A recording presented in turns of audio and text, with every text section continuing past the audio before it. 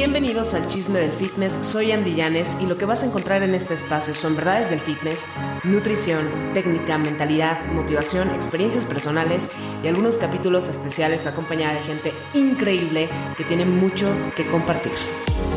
Bienvenidos al Chisme del Fitness, hoy tenemos un capítulo increíble en el que vamos a hablar de nutrición en algunas situaciones médicas. Y para eso tenemos a un invitadazo que se llama Rul. Lo van a encontrar como Rul Manzana en redes sociales. De todos modos, en la descripción de este capítulo, pues van a poder ver toda la información. Él es médico y está haciendo su maestría en nutrición deportiva.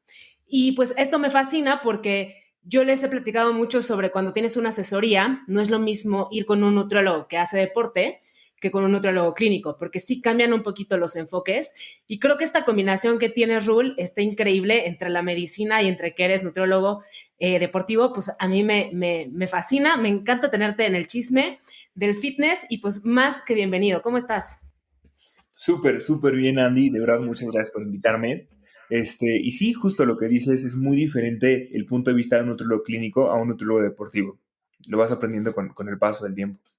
Sí, fíjate que yo sufrí de obesidad de chavita Ujú. y en algún momento mi mamá me mandó con un nutriólogo clínico, ¿no? Ok. Después yo empiezo a hacer ejercicio y seguía yo con el nutriólogo clínico y era como raro, ¿no? Después de muchos años que ya me dedico al fitness, a la nutrición también deportiva y demás, me doy cuenta el enfoque que tiene el nutriólogo clínico es bien diferente a la que tiene el nutriólogo deportivo. Y muchas veces hace crisis mental, ¿no? O sea, con el usuario Sí, es como de, no, es que mi nutriólogo me dijo que no hiciera pesas, que solamente hiciera cardio, ¿no? Cosas de ese sí, tipo, ¿no? Que ya sí. después hablaremos de ese tipo de mitos, El pero ¿cómo enfoque es ves súper eso? diferente. Es súper diferente. O sea, porque el nutriólogo clínico es muy bueno a nivel clínico. O sea, para pacientes diabéticos, hipertensos, pacientes con cierto grado de obesidad. Pero, por ejemplo, ya cuando hablas de un paciente que quiere hacer algún tipo de deporte, de alguna actividad física, pues sí, para eso está la especialidad de nutrición deportiva. Así como hay otras especialidades en la nutrición, ¿no? Está la pediátrica, la ginecobstétrica. Justo te decía, los enfoques son súper diferentes. El nutriólogo clínico, pues justo se enfoca en patologías clínicas y el deportivo es más hacia la actividad física, más hacia las necesidades de, pues, del deportista como tal, o sea, de que se desarrolle, de que tenga buena cantidad de nutrientes para que haya un buen rendimiento deportivo, a diferencia del nutriólogo clínico, que es mucho más orientado a alguna patología en particular. Oye, y hablando de patologías, digo, vamos a hablar hoy de nutrición deportiva, de nutrición clínica y de absolutamente todo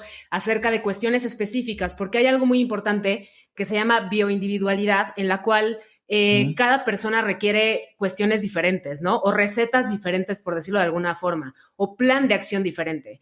Entonces, muchas veces, no sé si a ti te pasa, como profesionales, queremos ayudar a nivel global, dando algunos tips y consejos en redes sociales que no Ujú. aplican para todo el mundo, ¿no? Y al final está este disclosure de, oye, a ver, no, cada quien es diferente, pero este es un tip general y la gente forzosamente lo quiere aplicar de forma general, ¿no? Es Por correcto. ejemplo, abrí una canastita de preguntas sobre específicamente las personas diabéticas, ¿no? Y el ejercicio, porque creo que hay una gran cantidad de mitos alrededor de esto. Muchos de los diabéticos creen que, por Ujú. ejemplo, la fruta es mala para ellos. ¿Tú qué nos Ok. puedes platicar de esto? Mira, primero, algo que hay que grabarnos en la cabeza es que no hay alimentos buenos ni malos, ¿sabes? Aquí tienes que entender que hay porciones, que hay ciertos requerimientos, que tus requerimientos calóricos no son los mismos que los míos, que la actividad física que tú haces obviamente es mucha mayor a la que yo puedo estar haciendo. ¿Por qué? Porque, por ejemplo, tú te dedicas al deporte. A lo mejor yo soy un poco más sedentario, entonces esto cambia mis requerimientos calóricos, mis requerimientos nutricionales. Entonces, ¿por qué empiezo por ahí? Porque estamos acostumbrados a que cada 2, 3 años satanizamos algún alimento. Primero eran los carbohidratos, ¿no? Después, no, que las grasas, no, que muchísima proteína es muy malo, no, ahora son las frutas. Entonces, siempre estamos buscando al malo de la película y sonará un poco raro, pero el malo de la película somos nosotros. O sea, a lo que voy es Sí. quien no es el malo es uno que está como constantemente, esto no lo puedo comer, esto es demasiado, esto. Entonces, mira, tengo muchos pacientes diabéticos que hacen ejercicio, y, o sea, su requerimiento, o sea, a nivel frutas, pues no hay alguna modificación, no hay algo que yo te pueda decir, oye, disminuye el consumo de plátano, que es muy común, ¿no? Dice que el plátano tiene mucho azúcar, o la sandía tiene un índice glicémico muy elevado. Mira, si tienes un buen tratamiento, si estás con un buen endocrino, si estás haciendo tu actividad física de manera adecuada y tus niveles de glucosa en sangre están bien, o sea, tu glicemia está bien, no tendrías por qué tener miedo a las frutas, ¿no? Si me estás hablando de que eres un paciente diabético, descontrolado, que no, o sea, ni siquiera va al endocrino, no tiene ningún tratamiento, hace actividad física, pero come carbohidratos como él considera que lo debe de hacer, pues quizás ahí sí hay un descontrol, ¿sabes? O sea, la respuesta correcta es depende, ¿no? ¿Cómo es este paciente diabético? ¿No? ¿Es un paciente que se controla? ¿Es un paciente que va de manera adecuada con un endocrino, que tiene un buen tratamiento, que tiene un buen seguimiento, tiene un buen plan de alimentación? Ah, chido. ¿Es un paciente diabético que no se controla? Pues te puedo decir que cualquier alimento, si no es bien pues administrado, pues puede subir sus niveles de glucosa. Dijiste algo ahorita muy interesante que es el índice glicémico. ¿Qué diferencia tiene el índice? Porque una cosa es la reacción que tiene inmediatamente un alimento, ¿no? En el azúcar de tu Ujú. sangre, pero la otra es la carga, La ¿no? carga Una cosa es glicémica. índice y la otra cosa es carga. ¿Qué nos puedes Correcto. platicar de esto? Pues mira, el índice glicémico también está satanizadísimo. Básicamente, para los que escuchan y no conocen lo que es el índice glicémico, es la velocidad con la que un alimento sube el azúcar en la sangre, ¿no? Hay alimentos que suben un poquito el azúcar en sangre, mientras que hay otros que la suben mucho, ¿no? Sin embargo, para esto se crea esto de la carga glicémica. La carga glicémica es la cantidad o el porcentaje de cómo sube el azúcar en sangre este alimento relacionado al contenido de azúcar que tiene este alimento. Te voy a poner un ejemplo que dije hace rato, la sandía. La sandía o también le dicen patilla. La sandía tiene un índice glicémico muy elevado, muy, muy elevado. Creo que, mal no recuerdo, está en 75. Pero la sandía, el contenido del alimento es mucha agua, tiene muchísima agua, no es solamente azúcar. Entonces, ¿qué pasa? Cuando tú te comes una sandía, no solamente estás comiendo azúcar, estás también comiendo agua. Entonces, esta carga glicémica es la proporción de azúcar que tiene este alimento frente a la cantidad de agua que tiene. Como tiene tanta agua, entonces el aumento del azúcar en sangre no es tan elevado como nosotros consideraríamos, ¿ok? Otra cosa, por ejemplo, la avena también la satanizan mucho. Y dicen, no, es que la avena sube muchísimo el índice glicémico. Sí, amigo, pero la avena no te la comes cruda, te la comes además con leche. Además le agregas otras cositas. Y esto va a retrasar esta absorción del azúcar. Entonces, su carga glicémica no va a ser tan elevada como si te la estuvieras comiendo cruda, por así decirlo. ¿Ok? Entonces, nos enfocamos mucho en el índice glicémico creyendo que es que el índice glicémico es muy elevado y nos va a alterar y el pico de insulina va a ser enorme. Y la verdad es que no es así. Nos tenemos que enfocar más es en la carga glicémica, que es el contenido de azúcar propio del alimento en relación a lo demás que contiene. ¿Me explico? Sí, sí, sí, súper, súper claro. Y creo que esto es bien importante porque sí hay mucho mito y mucha dieta alrededor de este mito, ¿no? De gente Mm, que agarra la información y sobre eso hacen sus conclusiones sin tener este background, ¿no? O sin saber que correcto. hay dos cosas. Una cosa es el índice, la otra cosa es la La carga. carga. Y hablando de índices, tú ahorita hablaste de un número que es alto, que es un 72. Para dejarle claro a la audiencia, ¿de Ujú. qué número a qué número va la tabla de índice glicémico? Mira, el índice glicémico se divide en tres: bajo, alto y moderado. ¿Ok? Perdón, bajo, alto y medio. El bajo, o sea, tú hablas de que es bajito cuando está por debajo de 49, de 0 a 49. Eso, por ejemplo, lo vas a encontrar que sí en frutos secos, en leche, en yogur, el tomate, ¿ok? Que tiene un índice glicémico bajo, ¿ok?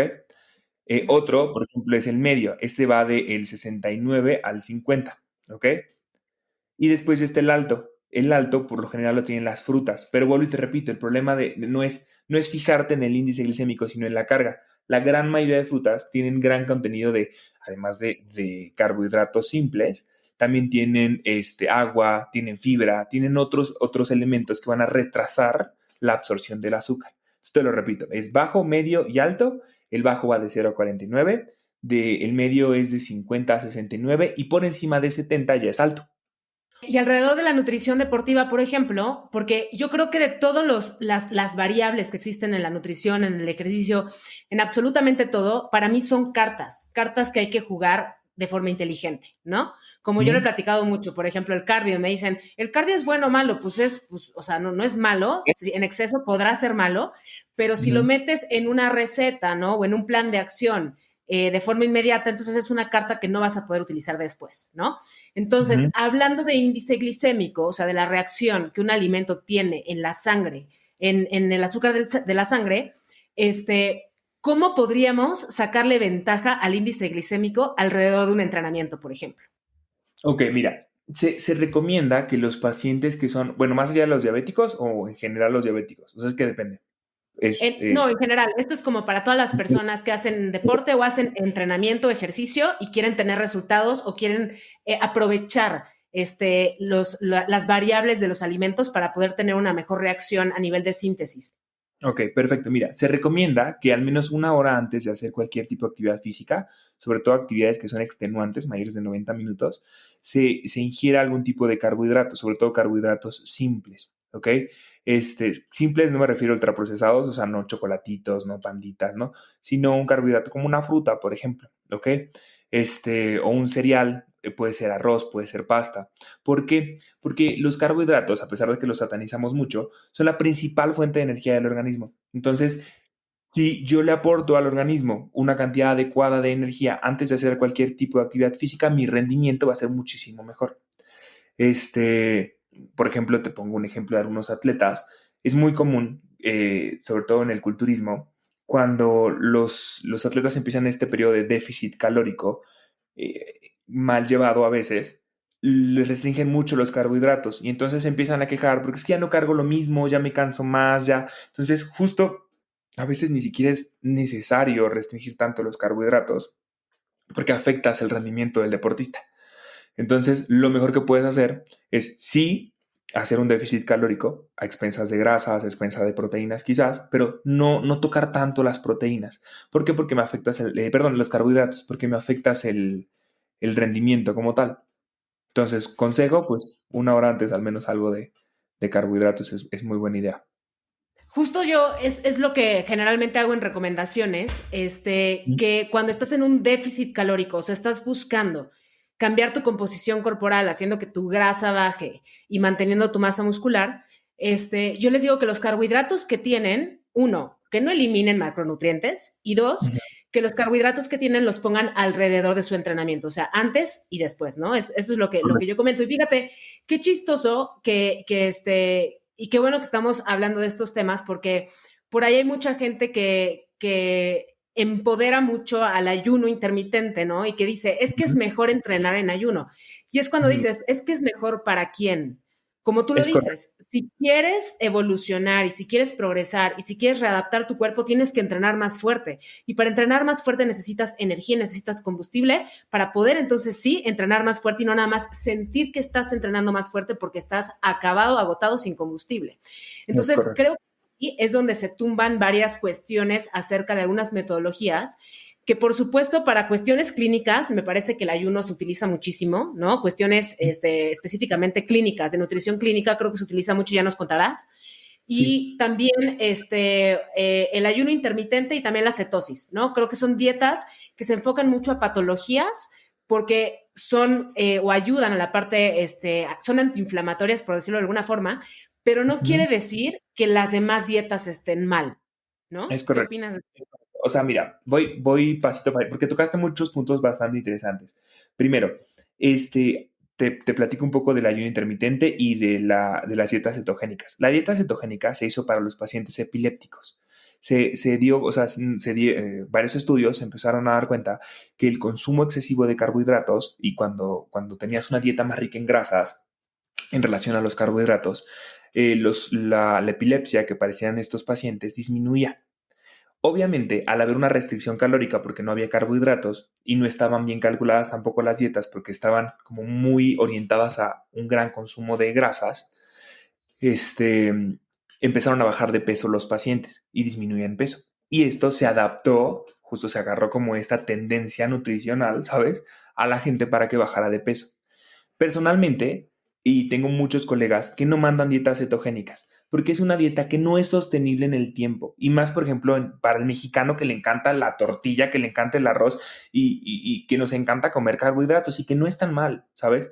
Pero una dieta baja en carbohidratos, pues quizás la aguantas 3, 4, 5 meses mientras estás con la emoción y motivado. Pero ya después, o sea, imagínate ahorita que es Navidad, o sea, la cantidad de comida que no puedes comer porque justo la idea de la dieta cetogénica es que generes cuerpos cetónicos y que tu cuerpo empiece a depender más de pues, las grasas que de los carbohidratos. Entonces no es una dieta sostenible en el tiempo. Yo no la mando. O sea, a mí la verdad me han dicho y les digo como, mira, te puedo garantizar que con una dieta normalita, ¿sabes? O sea, puedes bajar de peso. Eso es lo primero. Después hablamos un poquito del ayuno intermitente. El ayuno intermitente, hay varios estudios, se empezó a utilizar para pacientes con obesidad y pacientes con resistencia a la insulina. ¿Por qué? Porque se dio cuenta, se dieron cuenta que el realizar ayuno intermitente disminuía la resistencia a la insulina de los pacientes que ya tenían resistencia a la insulina, ¿ok? Básicamente lo que pasaba es que, o sea, te lo explico muy rápido, es cuando se habla de un paciente que es resistente a la insulina, porque la insulina es una hormona, que lo que hace es que va y busca la glucosa, agarra, la busca y la mete en la célula muscular, ¿ok? Y eso es lo que ella hace, agarra glucosa, la mete en la célula muscular, en el hígado y ahí va. Llega un punto en el cuerpo de una cosa que se llama retroalimentación negativa, que el estímulo es tan constante que se cansa y dice, ay, qué flojera, ya no quiero atender a la insulina. Y disminuyen las puertas que atienden a la insulina. Entonces ya no entra tanta glucosa a la célula. Al no entrar tanta glucosa a la célula porque ya no hay puertas para la insulina, entonces justo hay una resistencia del cuerpo a la insulina. Por eso se llama así, resistencia a la insulina. Entonces, ¿qué pasa con el ayuno? Que lo que pasa es que como ya no estás ingiriendo cierta cantidad de alimentos, el cuerpo empieza a decir, oye, necesito glucosa, necesito energía. Entonces empieza a volver a colocar estas puertas y disminuye de cierta manera la resistencia a la insulina. ¿Ok? Es básicamente lo que pasa en el tema del ayuno intermitente.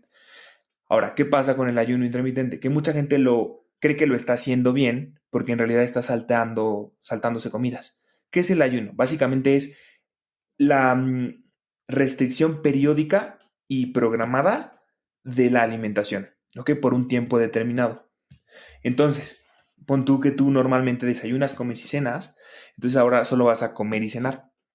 Entonces, mucha gente, en vez de comer y cenar lo que normalmente come y cena, como tiene tanta hambre, come y cena más de lo normal. Entonces el ayuno no funciona de nada, porque en realidad lo que a ti te hace bajar de peso es el déficit calórico, es la disminución de las calorías en tu plan de alimentación. Si tú tienes mucha hambre y me comes muchísimo, estás comiendo lo que estarías desayunando. ¿Me explico? O sea, espero no enredarme, ¿no? Pero, o sea, haz de cuenta que si tú normalmente comías 100 calorías a lo largo del día, un ejemplo, es irrisorio comer 100 calorías a lo largo del día. Bueno, vamos a poner 2000 calorías a lo largo del día. Me haces un ayuno, no desayunas, y entonces ahora me comes 1000 en la comida y 1000 en la cena, pues estás haciendo exactamente lo mismo, son las 2000 calorías del día. El punto del ayuno, la función del ayuno es cuando sí disminuyes la cantidad de comida, de calorías, pues a lo largo del día. Que hagas 1500, Sí, 1800 calorías. esto en cuestión de bajar de peso. De hecho, hace poquito di un taller de Entendiendo al Cuerpo para que... Este es un taller en el que se explica de forma muy coloquial cómo funcionan los combustibles en el cuerpo y por Ok, qué algunas afirmaciones que están por ahí en redes sociales, en la web y en todos lados, son ciertas o no son ciertas, o depende de a quién se le apliquen, son ciertas, ¿no? O ujú, funcionan. Entonces, yo ponía el ejemplo justo como lo mencionas, al revés, ¿no? Al que sí le funciona un ayuno intermitente para bajar de peso, hablando de ese beneficio, cuando evidentemente existen más beneficios atrás, ¿no? Pero la gente busca esto, el bajar de peso. También puede pasar que si eres una persona que comía 6 comidas en el día completas y de repente empiezas a hacer ayuno, también puede pasar que, es que a ese sí le funcionó el ayuno. Quizás sí, pero porque al final seguramente comió menos de lo que comí en las 6 comidas. Al correcto. final, como tú lo dices, y es recalcando el punto, estás haciendo un déficit calórico, ¿no? Exacto. Ahora, en cuestión, por ejemplo, porque hay atletas y hay gente que está súper casada con el ayuno, y yo Ujú, opino lo mismo, o sea, no es que una u otra esté bien, al final tiene que ser algo que tú puedas adherir a tu estilo de vida, porque si no se convierte en algo pasajero, algo temporal que no te va a llevar a nada, ¿no? Más que, pues sí, a tener resultados y después perderlos. Ujú. Entonces, ¿por qué? O sea, hay mucha gente que está súper, súper aferrada a que el Ujú. ayuno es mejor para el rendimiento físico. ¿Hay Ay, algún mira, back de esto? no, la verdad lo he buscado. Incluso esto que estás tocando, hace poco nos tocó un profesor en la maestría que nos decía, a ver, busquen algún metaanálisis, algo donde se compruebe que el ayuno intermitente mejora el rendimiento deportivo. Y la verdad es que no lo hay. O sea, no hay alguna evidencia como que científica para decirte, sí, efectivamente es mejor. Tú misma lo has dicho, lo acabas de decir, la palabra secreta detrás de cualquier plan de alimentación o entrenamiento es la adherencia. O sea, mientras tú de verdad te apegues y de verdad sea lo que tú puedas sostener en el tiempo por tu estilo de vida, porque es que yo voy al gimnasio en la noche o no puedo comer 6 veces, tengo que comer cinco. O sea, no hay un secreto oculto nutricional ni médico que no querramos decir. Simplemente es la constancia, la adherencia y la paciencia, que también ahorita vivimos en un mundo donde queremos todos los resultados ya, ya, ya, ya, ahorita, ¿sabes? Y mira, una vez me lo dijo una amiga y es muy cierto, queremos tener el cuerpo o la salud que no hemos mantenido a lo largo de nuestra vida. O sea, me dices, tú tienes 28 años, ¿no? Un ejemplo, quieres que en un año tener el cuerpo de una persona que ya trabajó 6 7 años. O sea, si en 28 años no lo has hecho, no esperes que en 6 meses pues vas a tener un cuerpo así. Es algo bien, bien importante. Sí, 100%. Yo creo, y lo digo muchas veces, ¿no? El cuerpo que tenemos hoy es el resultado de las acciones que hemos hecho por años.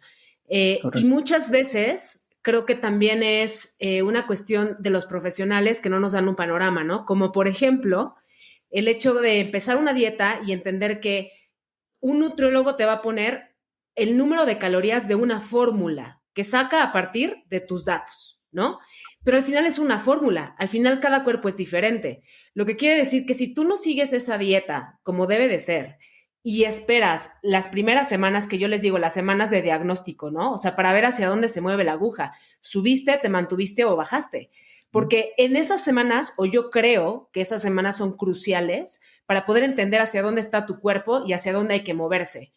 Y muchas personas creen que van a ver los resultados desde esas primeras semanas, cuando no. Esas primeras semanas son de diagnóstico puro y mero a partir de una fórmula que existe, porque sí, puedo hacer yo la fórmula, ¿no? Y decir, oye, pues a ti por tu gasto energético diario son 1200 kilocalorías, pero posiblemente a mí me queden cortas 1200 calorías por X o Y Exacto. actividad que haga o por mi mero metabolismo, ¿no? Porque cada persona es diferente en cuestión de composición, de actividad y de etc. Ujú. Entonces, si a mí me quedan cortas, evidentemente voy a bajar de peso si estoy consumiendo eso y estoy quemando más. Entonces, al Correcto. final, también el secreto de empezar un nuevo plan de alimentación, o sea, porque también no hay que satanizar el hecho de que llevo 30 años haciendo esto y nunca voy a tener un cuerpo fit y no, sí, sí lo puedes tener, pero tienes que adherirte, una, y dos, tener paciencia con el plan y realmente confiar en el profesional que te está llevando y también nosotros como profesionales poder plantear este panorama, ¿no? Decir, oye, no es magia, estas primeras 2 semanas vamos a ver hacia dónde se mueve tu récord y sobre eso nos seguimos moviendo. Porque si no, la gente tira la toalla desde la primera semana, pero es impresionante el número de personas que tiran la toalla la primera semana de dieta, Sí, ¿no? sí, sí, la verdad es que el tema es que tú crees que porque ya llevas 1, 2, 3 días, ¿sabes? Ya vas a encontrar cambios. O sea, tu cuerpo no tiene la composición corporal que tiene en ese momento por 1, 2, 3 días. Fue por la suma de todos tus actos, de todos tus hábitos, que justo estás ahorita como estás, ¿no? Entonces, el problema es verlo a la inversa, ¿no? Cuando te ves con sobrepeso, te ves, o sea, socialmente no te ves bien, ¿ok? No sé si sea la palabra correcta. Lo que busco decir es, cuando quieres este cambio, quieres que sea súper rápido y desafortunadamente no se puede. O sea, porque ¿qué más uno quisiera agarrar una varita y paz, ya, listo, el siguiente? Y no es así. O sea, y es algo que no depende tampoco del profesional al 100, depende también de qué tan disciplinado eres, qué tan adherido estás a tu plan, qué tanto de verdad haces las cosas como se te está indicando. Si bien tú decías, oye, el metabolismo es diferente, difiere un poco. El metabolismo tuyo y mío es igual. La única Claro. diferencia es que va muy, muy enfocado a la disciplina que tú tienes, a la actividad física que tú estás haciendo, a los requerimientos que tú tienes. O sea, yo te garantizo que ahorita tú y yo subimos una montaña y tú la subes en 15 minutos y yo me tardo 2 días. O sea, de la condición física que tú puedes llegar a tener. ¿Me explicó? Justamente eso genera que tengas un requerimiento calórico mucho más elevado del que yo puedo tener, ¿no? Este, o sea, va por ahí. El problema es justo, la gente es muy impaciente, somos en general, porque me incluyo, somos muy impacientes en querer cosas de inmediato. No, y te entiendo 100% y más bien a lo que iba es a entender el metabolismo como tal, ¿no? Porque, ¿Mm? por ejemplo, tú lo decías, si tú y yo ahorita nos ponemos a hacer un entrenamiento juntos, misma intensidad, mismo tiempo, vamos a consumir o necesitar o a ocupar diferente número de calorías, ¿no? Para Correcto. poder ejecutarlo, uno. Y dos, también infiere mucho en tu metabolismo lo que estás consumiendo. Entonces, la gente que está en una restricción impresionante de alimentos, también está bajando considerablemente lo que su cuerpo necesita energía al día, porque si tenemos una asociación de energía que se necesita para poder digerir, Ujú. entonces, si yo como 2,000 calorías y tú comes 1,000, tú vas a necesitar menos calorías para digerir 1,000 calorías, ¿no? Entonces, la gente que come menos va a utilizar menos calorías al día, además de que va a tener menos energía para moverse. Y creo que es de las cosas que más pasan. Cuando alguien lo pone en restricción calórica, dice, ok, restricción calórica para bajar de peso, cool. Y empiezan. Y les ponen también entrenamiento y empiezan a entrenar. Empieza a suceder, no sé si te ha pasado, empieza a suceder que hacen su entrenamiento, hacen la dieta, pero ya no se mueven todo el día porque se la viven cansados. Entonces Correcto. es lo mismo, porque dejas de tener esta actividad física que no es entrenamiento, que Ujú. yo considero que puede ser parteaguas en los resultados de cualquier persona. Es correcto, es correcto. O sea, tú tienes algo bien interesante que estás hablando ahorita, es que hay dos tipos de como que actividad física, ¿no? La actividad física como tal, el deporte que estás haciendo, no sé, natación, vas al gimnasio, bailas, y la actividad física cotidiana, ¿ok? Incluso cuando tú calculas más o menos el requerimiento calórico, sumas estas dos actividades. Está la actividad física de la vida diaria, que es desde, o sea, hay un gasto energético basal, primero, que es el latir de tu corazón, el respirar, el estar dormido, el pensar, eso requiere calorías, que no hay movimiento, simplemente es porque tu cuerpo exista, necesitas esas calorías sí o sí. Después viene tu gasto por actividad física, no asociada al deporte. O sea, que son, no sé, por ejemplo, si eres un godín, pues que estás sentado y después te paras y no sé qué, y vas caminando al trabajo o trabajas como mesero, entonces tienes que estar todo el día parado. Eso es el gasto energético no asociado al deporte. Y después viene ya tu gasto energético asociado al deporte, ¿no? Por ejemplo, el tuyo puede ser mucho mayor, pero por ejemplo, tú das conferencias, entrenas, ¿sabes? Pero podríamos decir que ese es tu gasto energético no asociado al deporte, a pesar de que es deporte, pero es tu chamba, ¿sabes? Más lo que vas y haces y entrenas. Entonces, o sea, a lo que voy es el requerimiento calórico de todos es muy diferente. Hay un estudio muy bueno, un estudio que es holandés, que habla se estudió alrededor de 100 pacientes, todos eran gemelos, y lo que hicieron fue aplicarles a todos una dieta, o sea, das cuenta que tú y yo éramos gemelos, teníamos la misma dieta, o sea, el mismo plan de alimentación, y se supone que tendríamos que bajar o subir la misma cantidad o sea, de peso. O sea, nuestra composición corporal debía cambiar. Y se dieron cuenta que no, que efectivamente lo que cambiaba mucho, o sea, mucho, mucho, mucho la aguja, como tú dices, es el gasto energético de la actividad física no asociada al deporte. A pesar de que tenían el mismo plan de alimentación y mismo plan de entrenamiento, ¿eh? O sea, ellos lo que hicieron fue dejar esta variable de, pues es que quizás él es médico, él es el gemelo médico y tú eres la gemela que entrena, ¿sabes? Entonces, pues el médico quizás no tiene la misma actividad física que la gemela que literalmente se la vive dando clases, ¿me explicó? Y esa variable hizo muchas modificaciones en la aguja. No, 100%. Y creo que yo te puedo decir por dónde va eso, porque, y se lo digo a muchas personas, las calorías, bueno, el entrenamiento no es para fijarte en las calorías, es para Ujú. fijarte en fortalecer o aumentar las capacidades físicas del cuerpo, ¿no? Que tenemos las básicas y las coordinativas, que ya son más específicas para deportes muy específicos. Pero tenemos mucho más tiempo para movernos que para entrenar. Y es muy simple. El cuerpo está hecho para vivir en baja intensidad. Y entonces, ¿qué haces? Que tú coordinas en tu agenda, ¿no? Un momento del día para meterle mucha mayor intensidad, que tenga una adaptación, y esto se llama entrenamiento. Pero el cuerpo humano no está hecho para estar en una media y alta intensidad todo el tiempo porque nos moriríamos de un infarto. Está Sí, hecho no, y para el vivir en baja estrés a nivel intensidad. hormonal.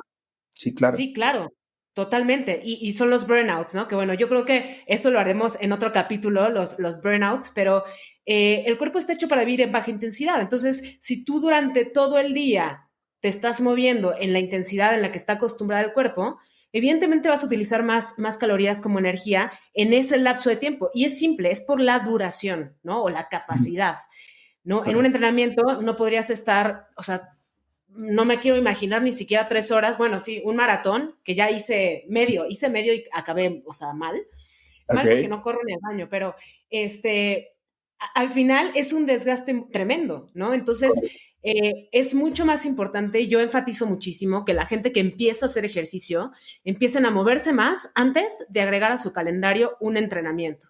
Porque si no estás llegando ni a los 3,000 pasos en el día, imagínate, ¿no? O sea, ahora que empieces a No, entrenar, y la demanda a nivel cardiovascular que tienes, ¿sabes? O sea, no, y eso que tocas sí es bien importante. Mucha gente con sobrepeso, con obesidad, con niveles de obesidad, pues interesantes, llega al gimnasio como si fueran un atleta que lleva años, ¿no? Y literalmente la demanda cardiovascular que tienen es muchísima, que hasta una angina de pecho les puede dar, ¿no? Sí, sí hay que ir efectivamente, pues paulatinamente con el entrenamiento, pero es que desafortunadamente vivimos en pues, un mundo muy sedentario.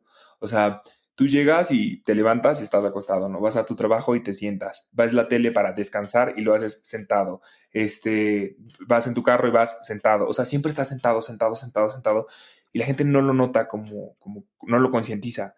Y en el momento en que estás entrenando, pues tratas de darlo todo y a lo mejor ni siquiera tienes un buen plan de alimentación, no tienes la cantidad de macronutrientes que necesitas y, o sea, ya va, el ejercicio es un momento estresante para el cuerpo. O sea, por ejemplo, algo que yo les digo mucho a los chicos que llevo que si quieren poner grandotes, o sea, mamados, es que el músculo crece porque es un estímulo, porque estás estresando al músculo, porque le estás diciendo, ahora tienes que cargar más, y como tienes que cargar más, se van a romper fibras, va a haber un estrés metabólico, va a haber, o sea, ciertas modificaciones metabólicas para que tu músculo crezca, pero no crece porque el cuerpo dice, ay, qué padre, voy a crecer. No, crece porque lo estás estresando, porque es un estímulo estresante. Y la gente no ve el ejercicio como, si es algo estresante, tienes que hacerlo con cuidado, ¿sabes? O sea, no es no, sencillo. totalmente. Fíjate que yo siendo una profesional de la actividad física, lo primero que hago es, hey, no te excedas, hay que dosificar. Y no siempre un entrenamiento tiene que agotarte y terminarte, porque al final justo lo que dices es estrés, ¿no? Que también es un proceso que el cuerpo va entrenando y como es una respuesta física, es mucho más fácil de controlar. Entonces, cuando tienes un estrés emocional o psicológico, es más fácil controlarlo si eres una persona que hace ejercicio. Pero ese también va a ser otro capítulo del podcast, Sí, sí, pero sí, sí, sí. justamente es estrés 100%, ¿no? Sí, no, y la Este, gente está acostumbradísima, y perdón que te interrumpa, pero y esto lo digo porque es algo que me frustra como personal de la salud, que tienes que ir con un entrenador y si no sales cansado, adolorido, no sirve el entrenamiento. Es como, esto no es así, o sea, no hay ninguna parte que diga, es que si no duele no sirve. Eso no es así, o sea, el estímulo es muy, como tú lo dices, dosificado, es planificado, es algo que se tiene que hacer de manera inteligente, no es de, hazme 300 sentadillas con un peso que no aguantes y te dañes la columna, o sea, no va por ahí. sí, porque además el sobreentrenamiento puede afectar todo el sistema hormonal. Y ahí tenemos un gran problema porque deja de funcionar el cuerpo como pretendiéramos que funcionara, ¿no? Entonces, muchas veces no es que no hagas la dieta, no es que no estés entrenando, es que más bien estás sobreentrenado y tu cuerpo no está siendo capaz de funcionar de la mejor forma. Entonces, por eso creo que todo tiene que ser dosificado, entrenamiento. Como yo lo digo, es hacer planes inteligentes y eficientes. No tienes que darlo todo por el todo, porque ahí es donde llegamos a los burnouts, ¿no? Y creo y qué bueno que tocamos este tema porque es bien importante hacer consciente a las personas que todo en exceso hace daño, hasta lo bueno, o Ujú. sea, hasta lo bueno, ¿no?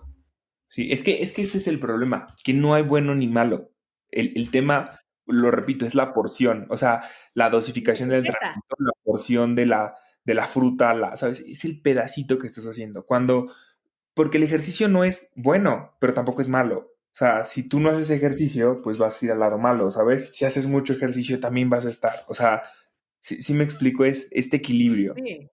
Sí, es una etiqueta social que tenemos acerca de, por ejemplo, beber alcohol es malo, hacer Ujú, ejercicio es bueno, pero ambos son buenos y malos dependiendo, porque en demasía siempre va a ser malo y en una escasez también va a ser malo. Entonces, creo que aquí es donde hay que ser bien consciente, más bien, qué se ve reflejado en nuestro cuerpo o en nuestra capacidad social, emocional, llámese como sea, para poder ser mejor y sentirnos bien, ¿no? Y creo que ahí donde entra la conciencia es donde dices, ah, ok, va por ahí, pero no hay que castigarse con ciertas situaciones, ¿no? Como el ejercicio en extremo o las dietas súper restrictivas o quitar macronutrientes o demás. sí. Entonces, ya, es que está muy bueno el chisme, pero enfocándonos en la parte de los diabéticos que hacen ejercicio, ¿cuáles Ujú, serían, para no irnos a muchas, tres recomendaciones generales? Porque, ok, ojo, siempre es bien importante hacer una asesoría personalizada y más si tienes una ujú, enfermedad, ¿no? correcto. Entonces, ¿cuáles son las tres generalidades que pudieras recomendarle a personas diabéticas que hacen ejercicio? Ok, mira, generalidades está complejo, porque es muy general, ¿no? Y no me gustaría que se lo tomaran tan a pecho. Pero bueno, vamos. La primera, sí o sí, un paciente diabético tiene que estar controlado de manera multidisciplinaria. O sea, sí o sí tiene que tener su endocrino de base, su tratamiento, seguir su tratamiento y obviamente su nutriólogo, ¿ok? Este, justo la idea, o sea, sería que los dos estuvieran, pues, justo en comunicación porque el paciente diabético, el problema del paciente diabético es que si no tiene un buen control, ¿sabes? Puede hacerme hipoglicemias, ¿ok? Y pues una hipoglicemia es algo que queremos evitar en el paciente diabético, ¿ok? También hay que ver si es un diabético tipo uno, si es un diabético tipo 2. Entonces eso es bien importante. La primera recomendación sería sí o sí, apégate al tratamiento médico, o sea, con tu endocrino. Número dos, no satanices los carbohidratos, ¿ok? Ningún paciente, hagas o no hagas ejercicio, si eres diabético, no satanices los carbohidratos. Lo importante es entender que son porciones, o sea, que todo se trata de porciones. Porque si satanizas los carbohidratos, lo único que vas a hacer es quererte este tipo de cosas de que las frutas hacen daño, ¿ok? Número tres, si eres un paciente diabético, pues justo realizar actividad física. La actividad física ayuda muchísimo, muchísimo, muchísimo, sobre todo a los pacientes que tienen resistencia a la insulina. Tengo pacientes que literalmente están normoglucémicos todo el tiempo, porque hacen actividad física, porque justamente ya su cuerpo necesita esta glucosa y disminuye esta resistencia a la insulina. Entonces, te lo repito, uno, sí o sí vamos con el médico. Dos, no satanices los alimentos. Y tres, pues sí, realizar actividad física, sobre todo en pacientes con resistencia a la insulina. ¿Okay? Ya pacientes que son insulinodependientes o que requieren ciertas insulinas, pues ya el tratamiento es un poquitito más específico. Buenísimo, pues creo que esto se tiene que anotar y como lo dices, importante ir al médico para entender también qué es lo que tenemos y lo que necesitamos a nivel médico y a partir de eso ayudarnos con otras herramientas del bienestar integral, ¿no? Hice una cajita de preguntas en redes sociales que ya contestamos varias sobre el ayuno intermitente, por ejemplo. Aquí preguntan sobre esteroides, pero ese no es el tema de hoy. Esto lo platicamos otro día. Y por aquí hay uno que creo que no hemos contestado, que es más o menos el promedio de tiempo en el que un diabético avanzado con sobrepeso puede mejorar. Ok. Ahora, yo a esto le pondré un poco de contexto, porque es el Ujú. promedio de tiempo haciendo y cambiando qué, ¿no? A Exacto. ver, Era justo platicamos. lo que te iba a decir. O sea, la respuesta de esa es depende, ¿no?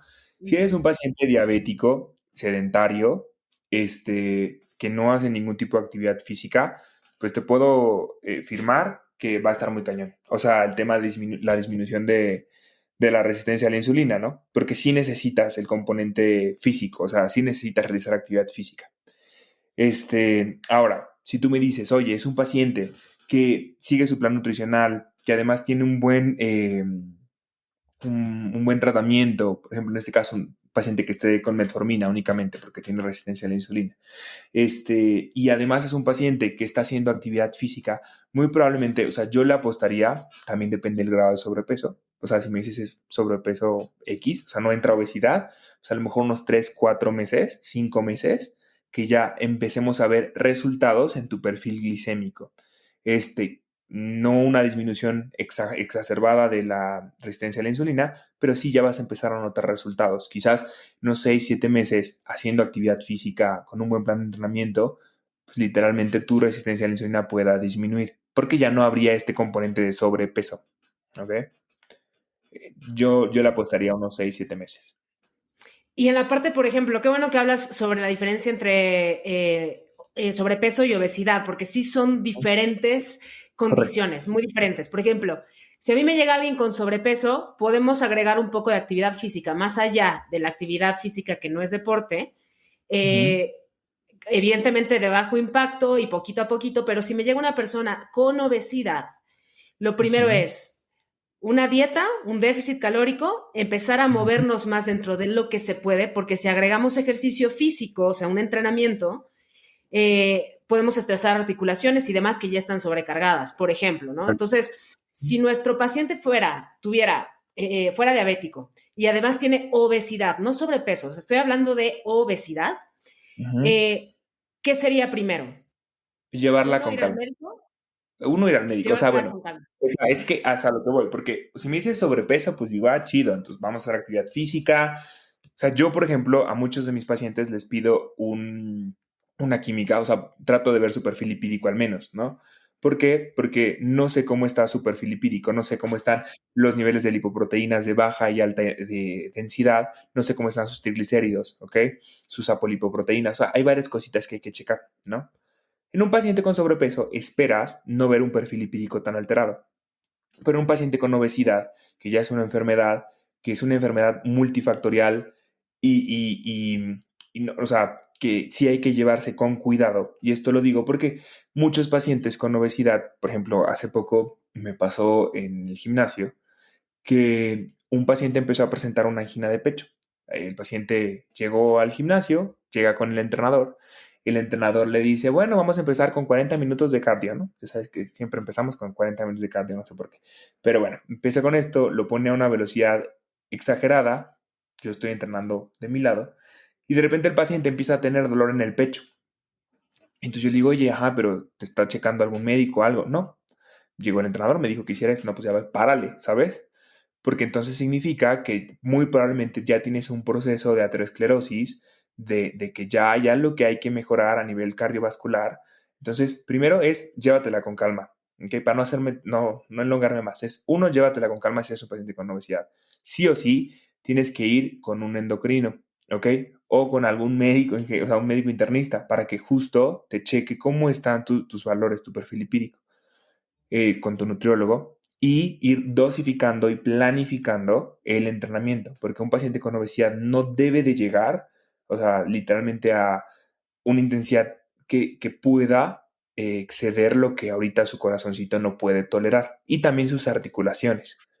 Entonces es uno, llévatela con calma. Sí vamos con un médico, sí vamos con un nutriólogo, vamos a ver cómo vamos a ir modificando y paulatinamente, conforme tu rendimiento y capacidad aeróbica pueda mejorar, lo vamos haciendo. O sea, vamos aumentando la intensidad. Pero no es así de inscríbete en un gimnasio y dale con todo, ¿sabes? Porque puedes dañarte más de lo que te puedes ayudar.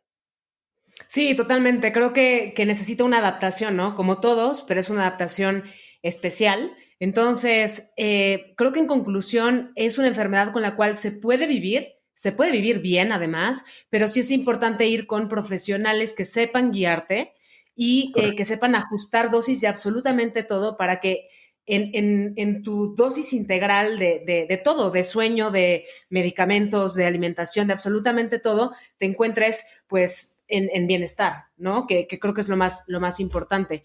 Se me hace, Rul, que vamos a hacer un podcast hablando de biomarcadores, porque son bien interesantes, ¿no? Hablando de estos niveles químicos, cuando te hacen una química sanguínea, qué es lo que hay que ver, qué puede hacer que esto suba, esto baje, y qué es lo que te dice un estudio químico, ¿no? Un biomarcador, por decirlo de alguna forma general.